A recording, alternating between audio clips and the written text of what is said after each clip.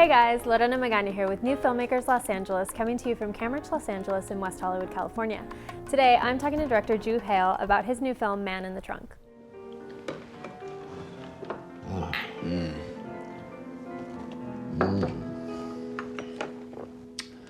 Smooth. Sweet action on the horn. Something like that.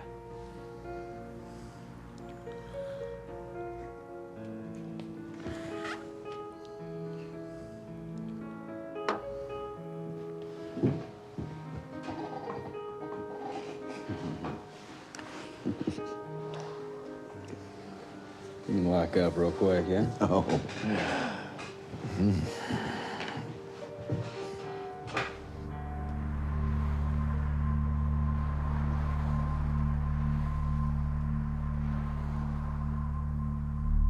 Hi Drew, how are you? Yeah, good. Drew, why don't you give our viewers a brief synopsis of your film? All right.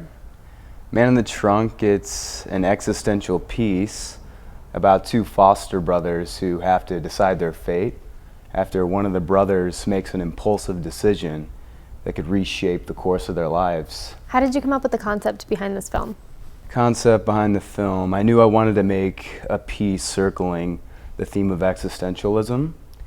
And so I was in East Harlem in New York City, and I was sitting with a friend of mine, Tino. We have sort of this brothership dynamic between our friendship, and I knew he was going back to Germany to live. He's from Germany originally, Hamburg, and I wanted to write a piece that sort of showed the bond between us, and this is how the idea spawned. And then I wanted to put somebody in a trunk.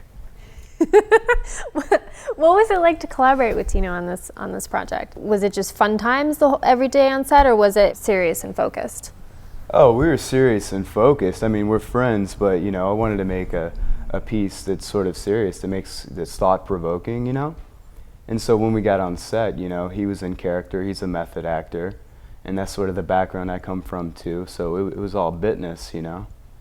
And I mean, bitness aside, what was it like for you? You had so many different hats while you were on set. Yeah. You were a director, you were also one of the actors, you wrote the piece. You know, did you find it difficult juggling? Yeah, it was really difficult, yeah. Because I'm a method actor myself, so I'd get into character, I'd call action in character, and then we'd do the scene, and when I felt it was done, when I felt the energy was starting to die, I would call cut, right? Mm-hmm. And I'd have to run over, look at the footage objectively, and see, you know, is this what I wanted, what was in my mind to begin with, right? And so if I thought that, you know, it was right, then we'd move on. If not, then we'd rework the scene. So the balance of having to be in character, stay in the moment, and then also take a step back and look objectively from a different part of your brain, it's a mind fuck, you know? Did you learn a lot? I mean, did you find a balance, you know, while you were doing it, or was it a sort of oh, okay, that kind of a moment afterwards?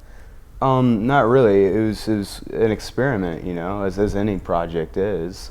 And I went into the piece not really knowing how it was going to play out. And I wrote a feature film based on this short film that I'm getting produced, you know, here soon enough.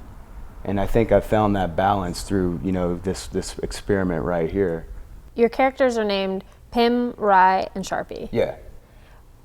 Where did you come up? I mean, Pim and Rye, I love rye whiskey, and right. Pim for Pim's Cup. That's right.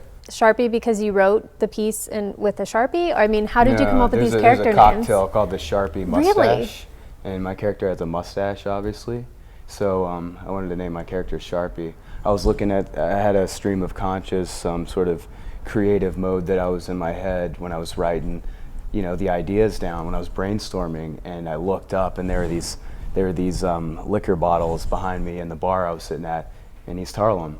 And that's sort of how I formed, okay, this character in my mind resonates as rye whiskey, that's you know, Pim, sort of dirty, hard to take down. It's gonna be Theo. And then I have a mustache, so Sharpie mustache. Before you guys started shooting, did you guys have, you know, a table read, or was it just sort of, here are your pages for the day, let's do this? Yeah, so I basically wrote the script for Theodore, the older guy, and then Tino, my friend. I wanted the characters to play themselves in this moment, based on the circumstances that I created. So there wasn't much rehearsal time. So we'd get on set. Hey, I've written this. You know, they'd read the script. We'd get on set and then do your thing. Was it a conscious decision, because it is an existentialist piece, to leave the ending open like that? Yeah. I mean, that's the point. It's sort of when you're faced with something in life, a choice, a decision, and you think it's going to go a certain way, and then it completely takes a turn. I loved it. Yeah. I loved it. So are you going to use the same actors then when you create the feature film, when you start shooting? Yeah, I'd like to. So cool. So cool. Well, thank you so much for taking the time to talk to us today. Absolutely. Yeah.